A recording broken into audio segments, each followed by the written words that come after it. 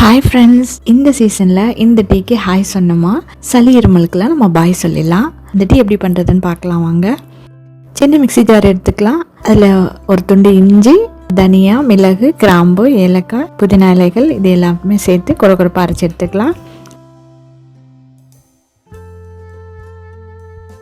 பாத்திரத்தில் ஒரு டம்ளர் தண்ணி சூடு பண்ணி இந்த அரைச்ச பொடி அதில் சேர்த்துக்கலாம்.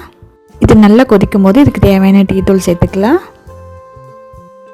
இது தேவையான இனிப்பும் சேர்த்துக்கலாம். நான் வெல்லம் சிரப் சேர்க்கிறேன். இன்னொரு பாத்திரத்தில் தனியாக பால் சூடு பண்ணிக்கலாம்.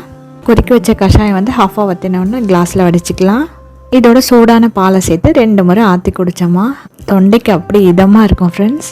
சளி இருமல் நம்ம பக்கம் கூட எட்டி பார்க்காது.